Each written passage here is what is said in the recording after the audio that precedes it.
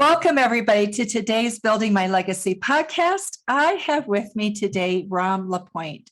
Rom LaPointe is CEO of Capricorn Leadership, executive coach, and he's you're in the EOS system, correct? I've used EOS in many companies, yes. Okay, so we'll talk a little bit about that. He has served as CEO for 10 privately held companies. 6 he founded, 4 were acquired. And so he has a rich, long history of working with companies. And I think that's so important because I think a lot of times people put up the shingle of consultant or coach and they have no experience. And you go, wow, okay, right. Was this worthwhile what I got? Right. He's also the father of what he says are 4 lucky children. So I love that. He is currently Global Leadership Committee Chair for Entrepreneurial Organization. And so he really has devoted his time and energy to developing businesses, growing them, and helping them get solid foundation and footing. So with that, Rom, tell us, how did you get into this? You don't just drop into becoming a leadership thought leader. Well, thank you. It's a pleasure to be here, and I'm looking forward to our conversations. How did I get here? Well, I was actually raised in Detroit, Michigan, and went to school to be an engineer. And my parents thought they'd hit the lotto when I got my job at Ford Motor Company with electrical engineering and communications, two different degrees. And I loved the opportunity there at Ford Motor Company, but it just didn't feel right. And I didn't know this at the time, but that was a culture thing. I wasn't really a great fit for that culture. And so left there for a mid-sized company that had about 300 employees and was able to really advance quickly. And so my entrepreneurial spirit bit me. I was into my early 30s when I started my first firm. And so all through those years, I never had a formal business training or finance training. It was all the school of hard knocks, as they say. And so I enlisted a lot of coaches and consultants over the years. Being a longtime member now, 17 years of the Entrepreneurs Organization, EO, we've got lots of great learning resources that come to us, including coaches, consultants, scaling up, coaches, EOS implementers. And so we were exposed to a lot of that thought leadership. And so I've hired them as the CEO. I had hired a lot of people. And a few years ago, I was selling my last business. I'd hired a president to replace my role and was chairman of the board. And I had to figure out what was next for me. Was it buying a company? Was it starting something new? And I decided that it was time to really start to have some fun and play a consultant coach role for others, which I'd been doing informally, but I decided to formalize that. So I was certified in a few different assessments and strategic planning models, and then started my practice called Capricorn Leadership. So tell me a little bit, what do you do at Capricorn, first of all, and then we'll move from there. Sure. Well, a lot of people ask me about Capricorn, is the name. And so the quick answer is my wife thought it was a good idea. And so I've learned to listen to her over the last 27 years. The reason we picked it, though, was I asked the question, what is Sir Isaac Newton? What do Muhammad Ali, Elvis Presley, and Benjamin Franklin all have in common?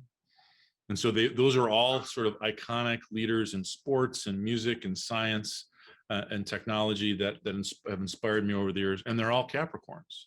It turns out there's a lot of really interesting leaders that were Capricorns. Maybe it's because of the early January birth. I don't know. But the traits that we share commonly are ambition and patience. And some people call it stubbornness. But we want to make things happen. We want to get things done and make our mark, make our legacy. And so Capricorn Leadership helps mid-sized companies, small and mid-sized companies. So anywhere from, the mean, I would say, is in the $20 to $50 million in revenue. Some are smaller, some are bigger. I do work with billion-dollar-plus companies, including a publicly traded company. But most of them are private, mid-sized companies that have 100 or so employees. And they're at that point where they're reaching a barrier of growth. So they've had good success. They certainly have customers and employees, and they have a culture in place. And so they get a little stuck sometimes. So how do you go to that next level? So Capricorn comes in, and instead of trying to fix them or turn them around, because they're already good, successful companies, we have a process where we do a tune-up, so to speak. My Detroit automotive language comes through. We do a diagnostic scan. We assess the leadership team and the culture and the strategy, and then we work collaboratively with the senior team to develop a much different, more dynamic business plan. And we start to operationalize the culture in a different way. And we link the people in the organization through culture to the strategy. And then it turns out being a 90-day, every 90 days, we're coming back together to adjust the plan accordingly and measure the results. And so it's fantastic for me to work with, a couple of dozen different companies in a close basis every quarter to help guide them through their growth. So how do people find you, Rom? Most of my clients today are coming from referrals, and so it's wonderful to have that momentum going. Really? But I certainly love talking to folks and just sharing in workshops and speaking engagements the tools and the processes that I found to be successful. But the website capricornleadership.com is a great way to find more about us. The blog there is updated frequently, so we've got lots of interesting ideas and things to download there. Plus LinkedIn, for Rom LaPointe at LinkedIn. I certainly have a growing network and happy to connect. So. Wonderful. And we'll have information about you in the show notes as well. So people will have multiple ways to get a hold of you. I want to talk a little bit about what you have shared in terms of not having culture fit. That's what you discovered when you went to Yes. Ford and first began. And then from that, you've kind of moved into, what does that mean relative to teams? Talk a little bit about that, if you would, please. Sure. Because I think teams are something we struggle with a lot. Mm-hmm. Well, first of all, the culture fit, for me, and again, this was a long time ago. This was 30 years ago or so. So at that time, I can't speak to how Ford Motor Company is today. I have one of their products, and it's a great truck. But at that time, it really mattered to my manager and the people around me, things like who you went to lunch with and what sort of car you drove, and everything had a little political tinge to it. And so it didn't seem to matter so much of the work that I did. It was kind of who I was connected to, and that didn't feel right to me as a young person at the time. Plus, it was a very big organization, and so I felt a little lost in that personally. And so I think going to a smaller firm, which had a few hundred people, was a better fit for me at that time, and still is today, where I can have an impact. And so I've always been one of those types of people that wanted to be able to, share my thoughts and be listened to. And I think most people want that, to be honest. And so teams, then, to come back to that, what I found in my experience running startups to acquired second stage companies and growing them and scaling them, is it was always about the team. I've learned a lot from my 3 big failures. I mean, I've lost investors in my own money, millions of dollars, through not having, even it was a great idea, didn't have the right team assembled to execute on those great ideas. And I've also had some very good successes where I've sold companies and made lots of money, thankfully, where that's a measure of the success of the company because of the team. I want to go back before we go down that path very far. I want to go back to your failures. What were your biggest, let's say your 3 biggest? Yes. If you're willing, you don't have to, but I think the audience would like to know, because we all worry about failure. Sure. That's one of the biggest fears entrepreneurs have. And so I think sometimes bad decisions get made out of fear of failure, and we end up failing. Yes. So if you would speak about your 3 biggest learnings or one biggest learning that you took away, that would be helpful. Well, our first company that didn't work out well was in real estate, and so that was acquiring properties and then doing property management, and so commercial and residential. And the issue there was, as you probably know, it takes a lot of capital, and so we had a lot of our money at risk. And the people that I partnered with, because I needed to assemble a lot of capital. I did not spend the time to really understand what made them tick, who they were, how they worked. And so we didn't have very clear roles established in that company. I think we all, because it was another thing we were doing on top of our day jobs. I think we all felt like we would just kind of figure it out.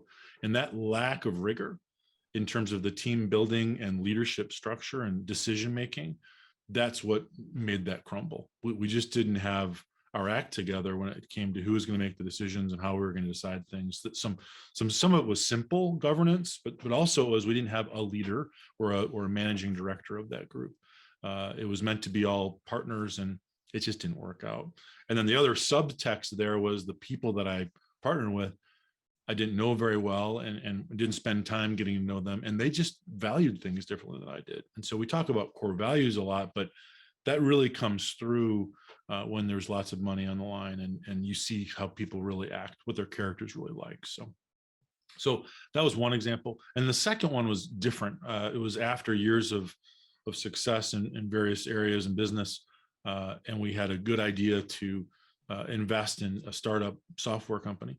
And what we discovered was we had a great idea that we liked, but we didn't do any real investment in the market research, or user sort of market testing of those ideas.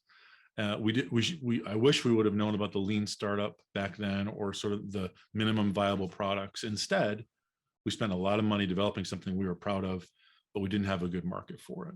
And so that market fit piece and then marketing that to our ideal customers was underfunded. And because of that, our resources were sort of trapped in that sunk cost of technology, and we weren't able to pivot when we needed to. And so it just, we couldn't make that one work. So let's move on to your successes. Thank you. It was helpful, though, to hear that, because I think it takes courage to take a look at what didn't work. And those relationship aspects are sometimes the hardest because we're a part of it, right? Yes, yes. So, Lois, I would just say, when I come back to it, I don't want to blame anyone else for those things. Every mistake or big issue it was my responsibility from a leadership perspective. And I'm not just saying that, I truly mean that. And I've learned much more from those, and I keep applying what I learned from those into the work that I do at Capricorn now. okay, on to success. What do you think is most important for an entrepreneurial company getting started, and they've gotten through that first rush of customers, they've got employees, and they're now ready to grow? What are some of the things that they really need to think about to have success? Well, from an entrepreneurial perspective, one of the challenges that I see a lot, and that I have as well, is saying no to things. And so without a plan and without clarity on what you're good at, profitable at, and able to deliver well from a quality perspective, without really understanding that and doing some work on the business, really looking at it as a system, and understanding where you are, without embracing that reality, that brutal truth, it's very easy to just take the next opportunity and to just move from one opportunity to the next opportunity. And all of a sudden you're probably creating a lot of interesting, exciting ideas, but you're not delivering and executing well on those core business areas. I've seen many entrepreneurial companies drift. They drift away. They found something good. They use that success to do other things that they're not as good at, or they're not as prepared to do well at. And so I would think having a plan and knowing what the current state looks like as well as the future state, and then making decisions based on that plan, as opposed to what feels right or what seems like a good opportunity. Most opportunities may be compelling, but without that filtering process to say, is this the right decision for us right now, we can waste a lot of resources. And I see that happening a lot. What are the leading indicators of drifting? How do you know when you're drifting? Because when you're in the muck, you don't always see what's there. Yes. One of the, there's a couple of tools that we use. And so one is Tried and True from Jim Collins, which is the hedgehog concept. I don't know if you're familiar with the hedgehog. Yes, but please describe it, because people in the audience may not. It's a very, very simple idea of it's a Venn diagram. So if you had 3 circles that come together and intersect, those 3 circles represent the things that you want to do over and over and over again. And the reason it's called a hedgehog is the hedgehog is this cute little critter that doesn't do very much. It's kind of kind of boring in a lot of ways. Just keeps doing what it does really well. The mortal enemy of the hedgehog is the sly fox, and so the sly fox becomes the archetype for those CEOs that are very maybe charismatic and entrepreneurial, but they're always moving to the next shiny object. And so the hedgehog does 3 things. The hedgehog concept is 3 things. What can we be best in the world at? What is our company or our team can do better than anybody else within our given sandbox? So our world might be the Great Lakes, our world might be the US, our world might be North America, but whatever our world is, can we be the best at that? Number 1 or number 2 in that category. That's one circle. The next is, what is our passion? So what do we really get excited about? Is it problem solving? Is it technology? Is it innovation? Is it customer service? What are we really passionate about? And so if our best product and service fits with our passion, that's fantastic. And then the third one that makes it all work for a business is, how does that drive our economic engine? So what I'm saying is, an opportunity might come into us that fits our best in the world. Say we're the best in the world at software, and the passion is solving problems. So if we're really good at software and we solve problems, but it doesn't make our economic engine run, it'll be adrift. And so that filter, you've got to be able to say yes to all 3 of those things to say that's a good opportunity for us to pursue and lean into. So just having that mental discipline to ask those 3 questions can make a big difference. And it's for the CEO, leader, as well as the team. And so we developed the hedgehog for the team so that we all are armed with that filter, so we can automatically come back to any opportunity and say, does that really fit for us or not? Or is that something we should consider in the future? That's one approach. And then the other strategic framework that we use is something called Playing to Win. That comes from a Procter & Gamble CEO, a book called Playing to Win. But it's a very simple 5-question strategic framework that defines what winning means and then how we're going to get there and do that. That gives us another set of filters to be able to say, does this opportunity support that greater goal, or does it take us away from that? So a couple different mental models that we can actually use as a quick form of filter. That's really helpful, because I think the problem is, as an entrepreneur, you're busy. Yes. You're running all the time. And you like to be busy. And it is part of your personality. You got it. Yes. And taking that time to ask to learn what questions to ask is a problem. It's easier. I think many entrepreneurs have no problem starting to ask the questions if they just have taken the time to figure out what questions they should be asking. Yeah. Right. I think so. And then the other piece of this that I find in our work, and that was useful to me as a CEO, was having the space to have these conversations. It's very easy for the CEO or any given leader to sort of run off a little bit, and they're having meetings out in the world. We're out in the world in some meetings. We're on Zoom calls, and ideas in relationships start to show up that are interesting, and you want to pursue them. And so having the space, meaning a leadership team that meets on a regular basis and discusses those things, and you rely on your team to help you with those filtering, what's a good opportunity, what's not. That's a helpful thing to have. A team that you trust, that you can do some of the thought experimenting with, is really powerful. And then quarterly, to be able to work on the business for a day or so is very helpful as well. It sort of stops the treadmill or the hamster wheel from just kind of keep going. So. It's stopping that hamster wheel. And I think, right, that's hard. And I think Rom, one of the challenges that brings up is having somebody, a confidant with Mm, whom you can speak, right?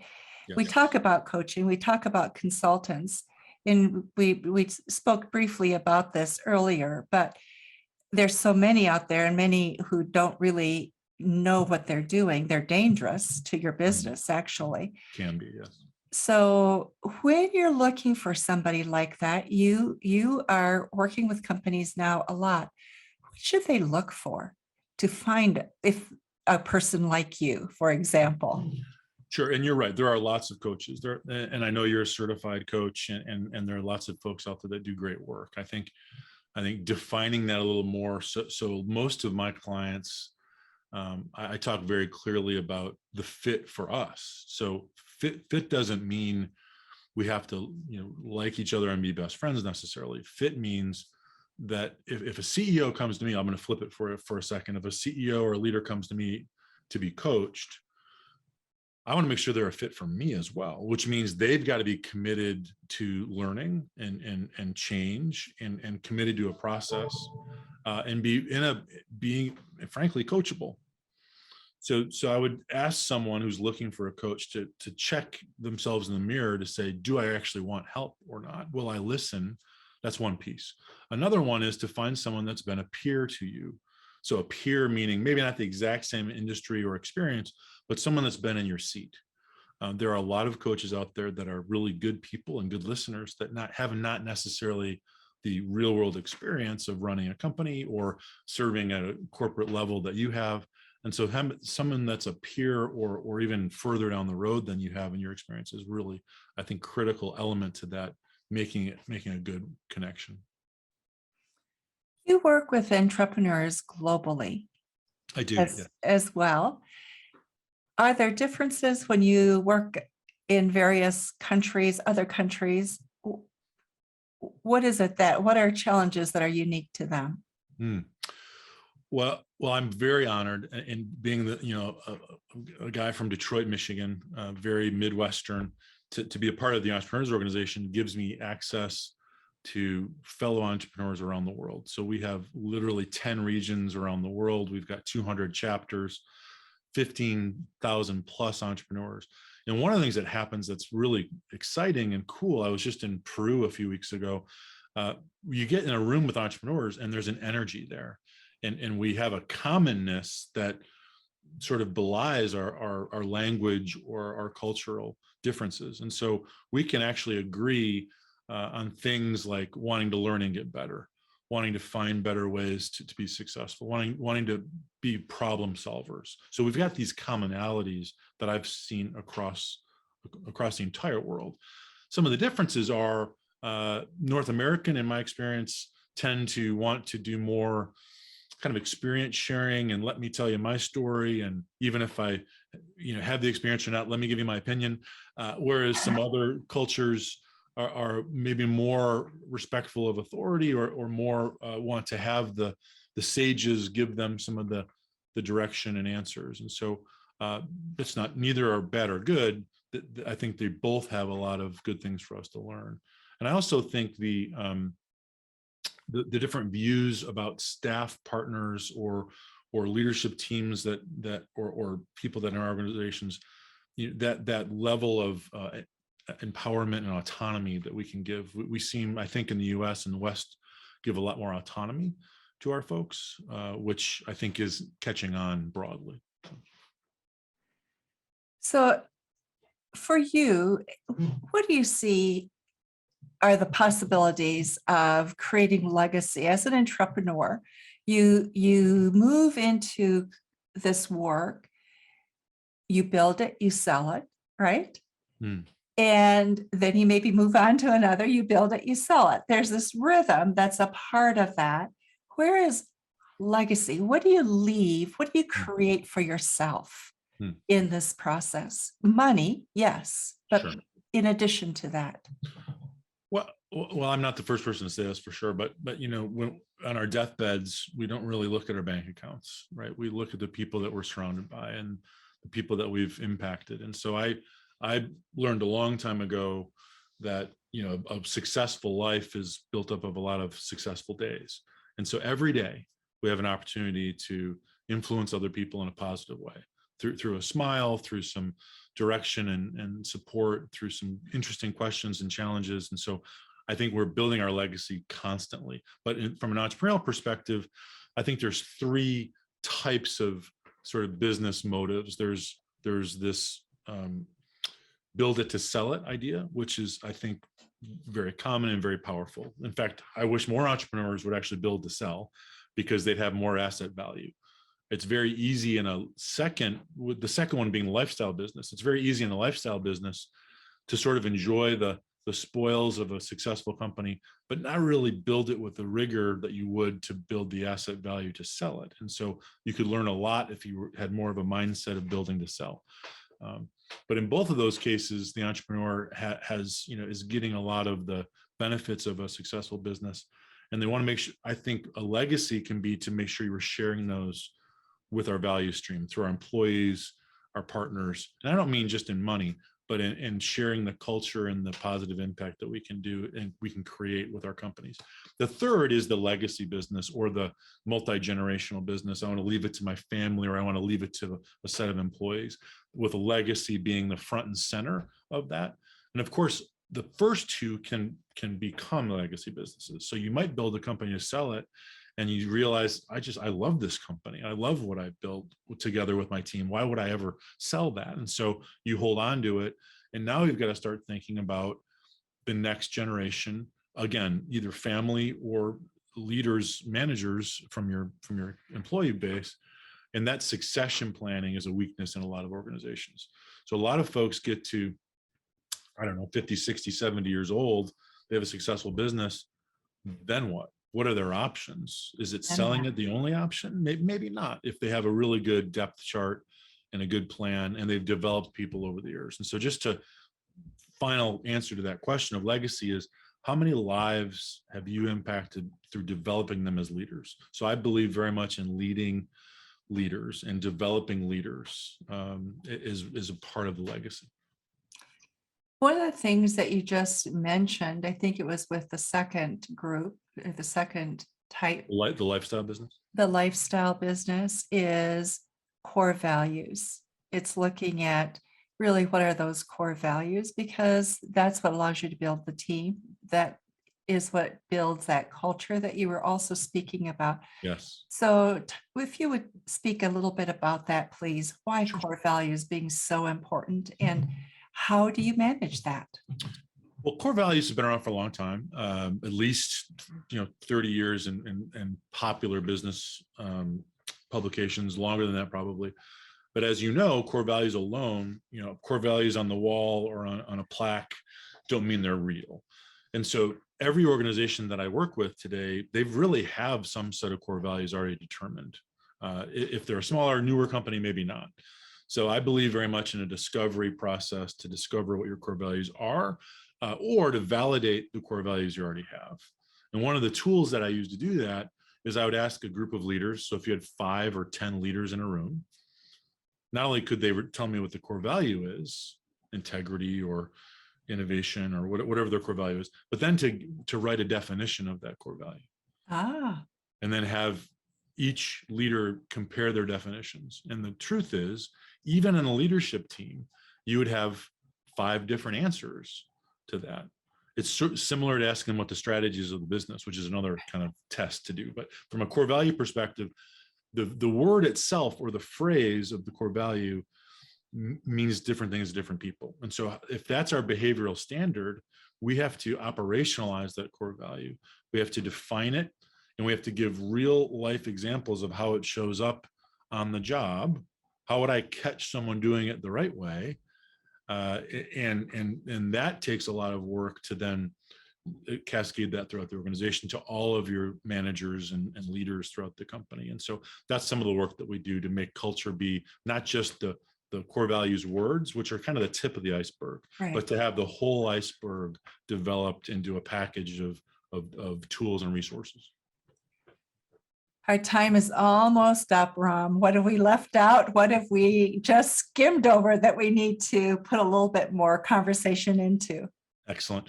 Well, I just want to come back to healthy team. So I do a lot of speaking and workshops about high performing healthy teams. And a lot of folks ask me in the Q&A, how do I know if my team's healthy or not? Great question.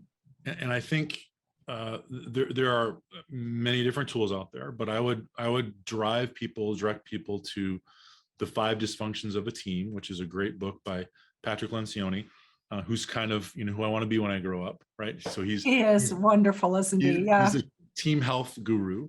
And he kind of walks through in that book a model of the dysfunction. And it's easy for us to see and diagnose sort of the dysfunction, if you will.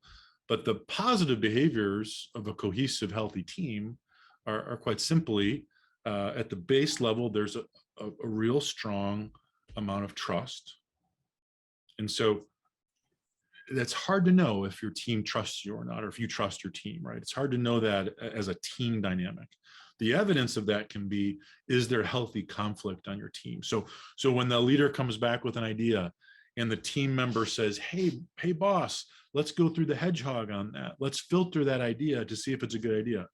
If the CEO doesn't want to listen to that, or shuts down that conflict or that good question and debate, that's not a healthy team. If a leader on the team and another leader on the team want to disagree, and they do it in a way that is productive, and then the team decides the best idea wins, that's a healthy team. And so having healthy conflict that results in clear decisions are the hallmarks of a healthy team. If you get into a room and everyone agrees with the boss and it's artificial harmony, that's probably not a very healthy team. So then I would look back at the trust level and see what we could do there. So having a healthy team, it's a lot of work. It's ongoing work. It's like any relationship. You've got multiple people involved in that team dynamic. And so it's an ongoing bit of work that we do at Capricorn, and lots of other great people do work on a healthy team. But as a CEO, I would just say the last word, it's your responsibility to create a healthy team. No one else is going to do that for you. So, if you look at Lencioni, I love what you're just saying with a healthy team, trust. And he spends quite a bit of time talking about if there isn't conflict, healthy conflict, you really don't have anything working well. And then from that comes the commitments and accountability. And I think if you would talk a little bit about that, because I think it's that follow-up and accountability piece also that so often teams are missing. At least that's been my experience. I don't know if that's your experience. Well, it is. I mean, nine times out of 10, a CEO will come to me and say, I want my team to be more accountable. I want to hold them more accountable, or I want them to have more ownership and accountability of their projects, their results. And so accountability is actually the second to highest thing on that 5 dysfunctions pyramid. What's below that is commitment and conflict and trust. And so we have to kind of dig deeper to understand that. So accountability comes from, I can be held accountable and I can hold other people accountable if we are clearly committing to something we believe in. And if we don't think it's the right idea, we've already had a chance to say that. Right. We've had healthy conflict and we've had the ability to be heard. And if the decision then is to still go the direction we don't agree with, we have to commit and say, I might not agree with you, but I'm going to disagree and commit to the business team idea, and then do everything I can to have it be successful. That's when accountability can happen. I appreciate that, because I think that's the piece that we often gloss over is I can disagree and commit. Yes. And it's a choice, and we must consciously make that choice. That's Otherwise, right. We are just bumbling along. And disagree and commit doesn't mean I disagree and I commit in words. The actions have to back that up. Yeah. Meaning I actually might disagree with the decision, but I'm going to do everything I can, including telling the people that work for me that it's the right choice, and not spreading any dissent once we've made that decision as a team. That's a part of a healthy team. You've got your team's back. That the company is more important than what your individual opinion is. What else have we missed that we should be talking about? We could go on for a long, long time. It's been a great conversation. I just encourage any leader, any entrepreneur, that if you don't have a coach, you don't have to work with me, but find somebody to work with, because it's pretty lonely when you're leading a business and to do it alone. So find a group like EO, the Entrepreneurs Organization, find a coach, find someone that you can trust and share your concerns with, because it's very difficult to do that if you're alone. So get someone to work with you on that. And I think with that, you don't have to be broken and need to be fixed. I think, a lot of times people think of going to a coach as therapy. Right. And there may be therapy, if there's things that are broken, but really the people who thrive the most from it are people who are healthy. Yes, exactly right. And so I am not a therapist, but it is therapeutic to be listened to and to be asked questions. And so it's just helpful to be coached. Every world-class performer in every field has a coach. Rom, on that note, I am going to bring this to a close. Thank you so much for being with us today. And for those of you who are listening, we will have information about Rom in the show notes. Please contact him if you're an entrepreneur looking to grow your business. He is a great resource, and you need to find resources of people who have been there, done it, know what they're talking about, so they can bring you great tools to really help you level up to what it is that you're wanting to become. So thank you for being with us today. Remember to visit our website at buildtomorrow.com with a number 2, and also our new website, startwithcollaboration.com. Thank you very much. Thanks, Rom. Thank you, Lois. Thank you very much. Take care. Thank you for watching my video. Don't forget to like, subscribe, and click the bell button above. Leave comments. We'd love to hear what you think. And visit our other social media links as well. Thanks much.